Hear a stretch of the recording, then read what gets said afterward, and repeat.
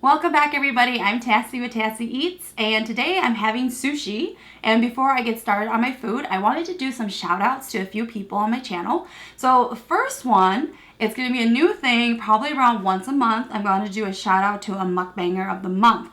And for October, my favorite mukbanger, who I love to watch her videos. She's always so upbeat, and she has really good food on her channel, and she has like a favorite line of mine. And that is to Sorelli Eats. So I'm going to link in the description her channel so you guys can go and check her out. She is hilarious. Like, one of her lines is always the belly of Sorelli. And I laughed out loud when I first saw it. It was just so clever and really funny. So huge shout out to Sorelli. You've been doing great on your channel. I absolutely love watching your videos, and you're always really funny. And then I also want to do shout outs to just a few of my viewers who've been commenting on my channel here. So I want to do a huge shout out to Benita Armstrong, and then there's also Sydney DaCosta. So I want to do a shout out to the both of you guys. And for food today, I have Sushi Tango. And it's basically two rolls. The first one is a California roll. I don't eat raw sushi. So this is a California roll, which was created in Canada, you guys. So yes, I have California roll. And then I also have, this is a scorpion maki roll. It's basically just deep fried shrimp tempura, and then they put deep fried soft shell crab on top. And then I have spicy edamame. I absolutely love spicy edamame, and I recreated this at home after I had it at Sushi Tango because it's spicy and I love to eat spicy foods, so I was really excited about this.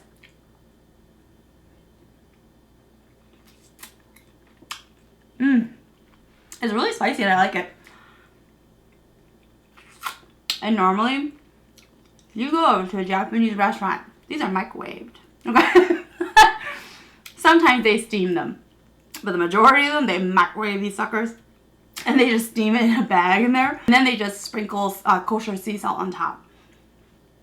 And there's like this place called Origami, and I know it's microwave because I know somebody who worked in the kitchen, and they always told me how they microwave these.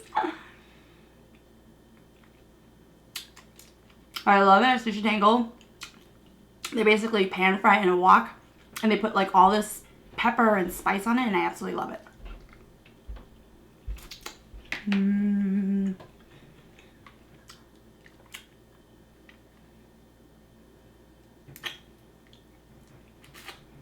And I remember Sushi Tango became really big because when sushi hit Minnesota. Alright, so sushi was not a thing in Minnesota for a long time. And I would probably say like within the last 10 years only, it's been like a really huge thing in the Twin Cities. And all of a sudden, sushi restaurants started popping up everywhere, and Sushi Tango became a huge hit. They had a lot of, like pretty decent price items, because then you were looking at really expensive Japanese restaurants.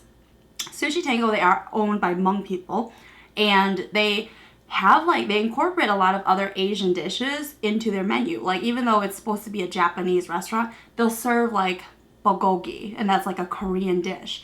So, and they have like seafood la. It's basically like a fish la version, and that's actually a Thai dish. So, and they have a bar, and they have a really good location in Uptown. So a lot of people like to throw parties there, or they like to just go and have happy hour there and drinks. And they are pretty successful.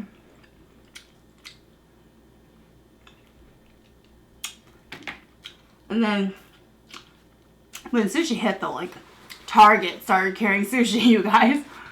And I remember after the sushi craze, it came with Akita and Kyoto. They're like buffet that you order off the menu of sushi. It's really well priced too.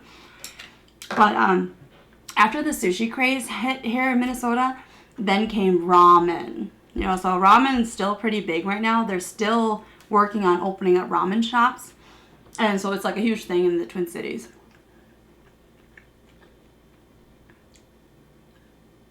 California roll.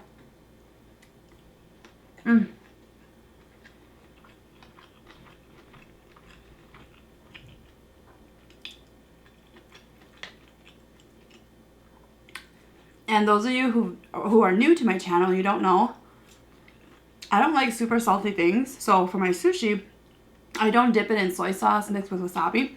I actually just put the wasabi on my seafood here. I'm sorry, my sushi rolls. And I dip it into sriracha sauce.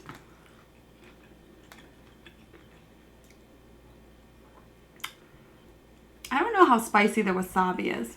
You know, sometimes when you go to restaurants, they mix too much water in the wasabi. And it's Sushi Tango. This is not fresh wasabi off of the root, okay? So I really don't know how spicy it is. So I'll just put a lot. I'll just risk it.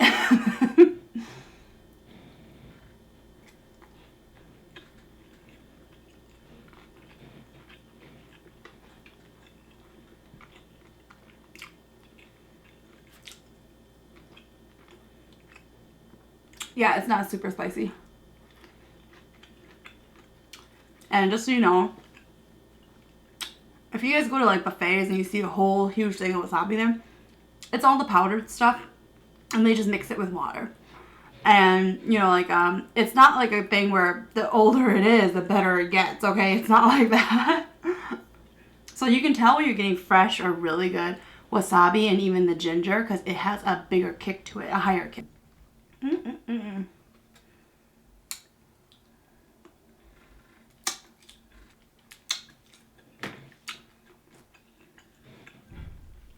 So this is the deep fried soft shell crab. I've never had Sushi Tango's version. It's not bad. I feel like the sauce that they put on here, it really masks the taste of it. And soft shell crab, for anyone who's never had it, it's basically where they're babies. So the crab hasn't developed the hardness, the shell on there. So if you cook it, like typically it's deep fried. You guys, so if you deep fry it, you can actually bite through the shell and eat it like it's part of the whole thing. You know, it's not a problem. And I first had deep fried crab there with the shell on, soft shell crab, when I was in New Orleans. And we had it in a po' boy sandwich, and it was actually really good. All right, so this is the scorpion roll. I've never had it. So it looks like it's just cucumber and the deep fried shrimp tempura in here.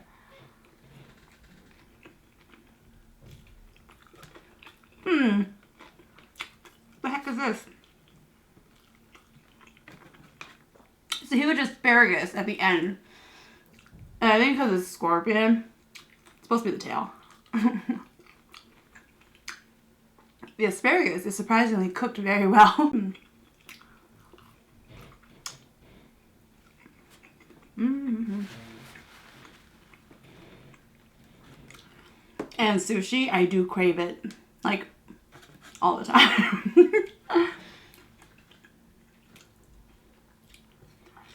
Sushi, ramen, and rice.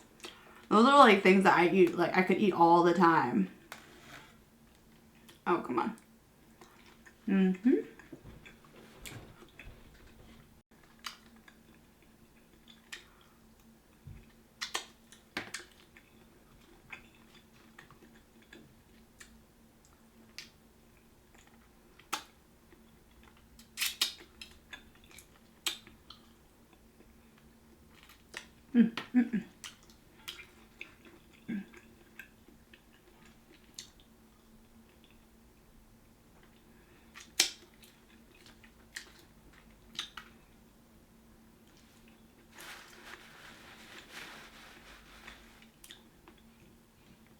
And I love to eat ginger.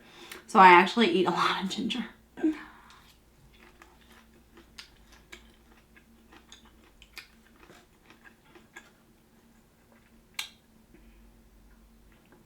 Oh man. So like in my last video, I talked about Friendsgiving. I have a lot of Thanksgivings coming up in November here.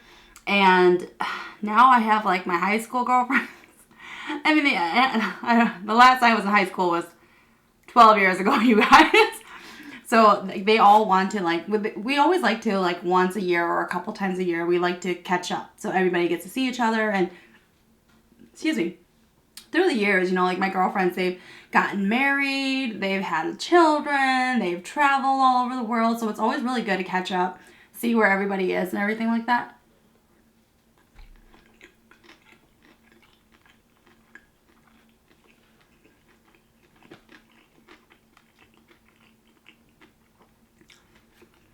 But during the holidays, that's like horrible. Like a horrible, horrible time to catch up and meet up.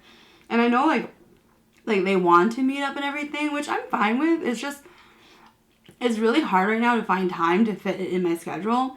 And it's gotten to the point where a lot of us were talking about doing it on a Friday. It's just happy hour, you know?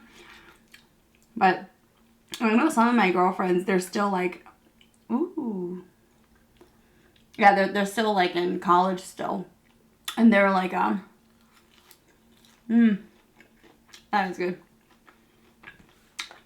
It kind of tastes like deep fried shrimp with the shell on.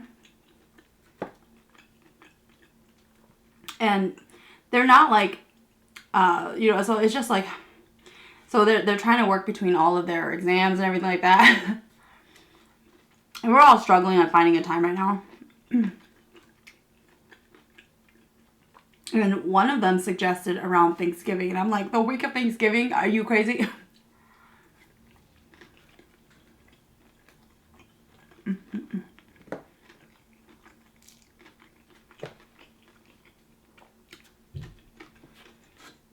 And it's really funny because, like, how you grow up. Those of you who are still in high school, you won't know this until you're much older. But as I'm older, like, you start out really young with your friends and everything like that, and you get to see where everybody has come to at their point in lives. And it's really funny because I'll think about, like, my siblings, like my older siblings. They're all pretty successful. One's like this big shot real estate agent. She has tons of money, a huge mansion. She has a few mansions. Like, she's always traveling the world. She's always like flying from one coast to the other. It's pretty constant. She's always going to shows and getting VIP passes, right? And then my other sister, she's like this district manager of some company. And then like my brother, he owns property and everything. And then you get to me, who's like the youngest, who I was the youngest for like 8 years. My mom and dad, they divorced and they got remarried. And eventually, 8 years later, I had more siblings. And there's 16 of us total, you guys. Let that sink in. Okay, so I am the 5th oldest. And so after me, 11 more children came. Now, and then you get to me and like people will be like, oh, what are your hobbies, Tassie? What do you like to do? And I'm like, oh, I have a YouTube channel. And they all get excited. They're all like, oh my God, what do you do on YouTube? What's your channel about? And I'm literally like, I record myself eating and it's like crickets. They all just kind of look at me like, okay. And I'm like, like, go talk to my successful sibling. So it's just like, to people who don't watch mukbangs or they don't understand the concept of it, it's extremely mind-boggling. So try explaining that to somebody. My favorite hobby is to make YouTube videos of me eating. Those who are close to me and they knew I was starting my channel, they were all like, oh, you should do Drunken Tassie, like where you're always doing shots and you're always drinking. And I'm just like, what the hell, you guys? I was like, no, because the videos will never end. I'll be too drunk to realize I should stop the video. And then my other friends were like, I should do a gaming channel where it's really, like gamers. One of my coworkers, she's actually friends with one of the biggest YouTube gamers. And he just trolls people, like little kids. And I'm like, I go to hell for that. I can't do that. So I don't want to risk my soul for that.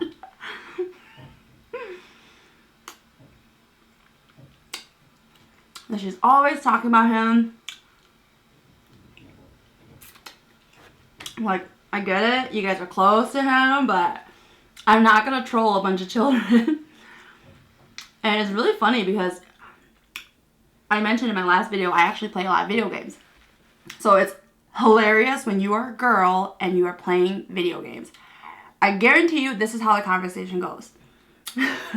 You'll be playing, and then especially if like you suck, they totally forgive you. And they're very, very nice to you. But then eventually they'll be like, oh, how old are you? And they find out I'm an older person. And then they'll be like, do you have any kids? These are the exact questions in the order. I'm like, no, I don't have any children. And then they'll start asking me like, where are you from? Are you single? Blah, blah, blah. Can I get your information? That's how it always goes. And it's hilarious because I love to play as my boyfriend's character because he's really good. He's a lot better than I am at video games. And I will purposely play as him, and I love it when his friends try to ask him to join a group or people he's played with online and he was like really good with them. They'll like ask him to join, right? And I'll always like hit yes that I'm going to join and they don't know it's me. And then they're probably wondering, geez, why does this guy suck suddenly? And I'm like, hey. And then they'll be like, oh, it's a girl. But yes, I remember when I was playing, the only time I've ever gotten really mad playing my boyfriend's character, when you play video games, you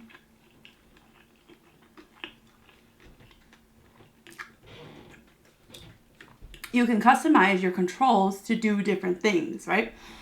And one of the controls on my actual game, there is where you can actually throw a bomb. All right, and this is Battlefield 1. I'm talking about, you guys. You can actually throw a bomb. So I remember I was playing this really hard level. The other team was kicking our ass. And then I ended up crawling over a mountainside. And I saw a bunch of the other team like cluster there because they're waiting for our side to come through so they can shoot us down. And I'm like, yes, I'm going to bomb them. So I hit the button to throw the bomb. And he has it on the flare. The flare goes off. All the characters look at me and they just shoot me down. I was so mad because it was like the perfect plan to bomb them because none of them were looking at me and they didn't even know I was there. And then I throw off a flare gun. I was so mad. I was mad at my boyfriend in real life. I got so mad at him. I'm pretty competitive in video games.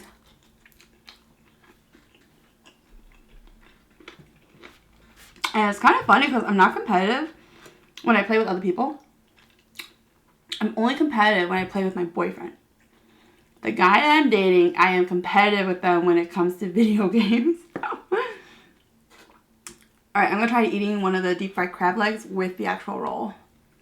I've been avoiding it because see how big this is? I don't know if it's going to fit in my mouth. Alright, here it goes.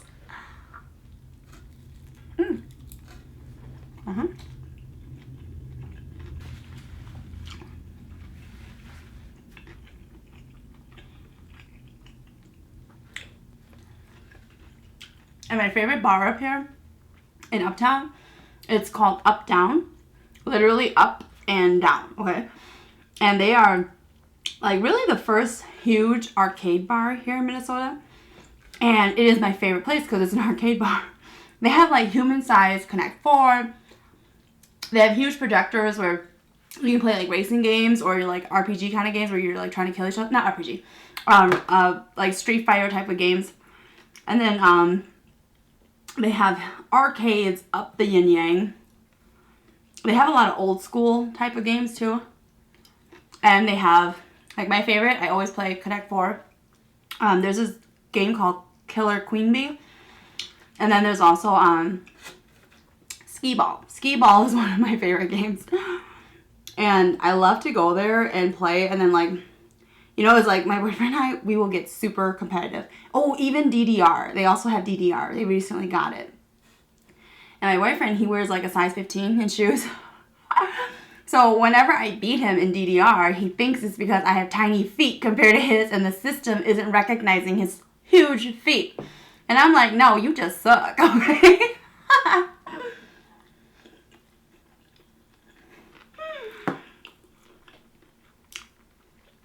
And I'm sitting here, and I can't even wait to show him this episode because he's going to get so mad.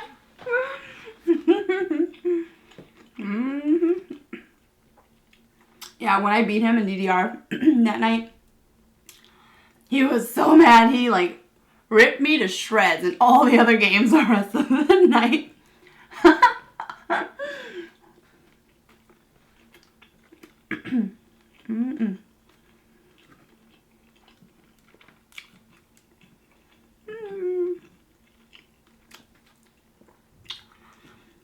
know about you guys, but I don't know if you're competitive with your, you know, whoever you're dating in your life or married to or anything like that. It's just like, I'm pretty competitive when it comes to games. Not so much anything else in life. But video games, I'm competitive. But I think everybody in my family, we grew up playing a lot of video games. And I grew up with the Atari. Started off with that. My dad brought it for us. And then we went to the Nintendo. And then I was a PS player.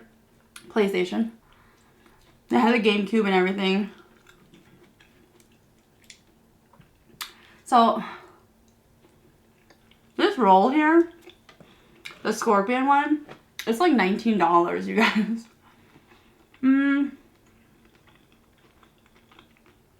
I think it's just okay. I get it that the the soft shell crab is probably a bit more expensive for the restaurant, but I feel like they put so much of their like eel sauce on there, it kind of like just masks the whole flavor. And everything tastes like it. I probably would not get this again, this roll. I did like the asparagus, and that's kind of sad when someone says, oh, I like the asparagus that came with the sushi roll. I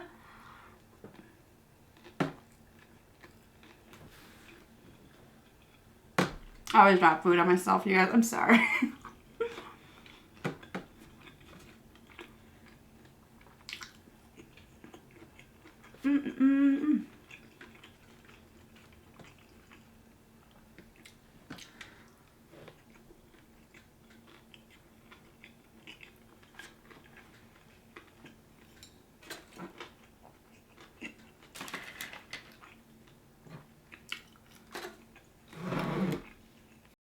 The California rolls was probably the best thing about that. The California rolls were like $6.50. I could make it at home, but I was at the gym. I had to grab my dinner, I had to shower, and I had to get ready. And then after this, I have to edit film, so, you know, I didn't have a lot of time tonight. And I did just get home from work, too, and then I went to the gym.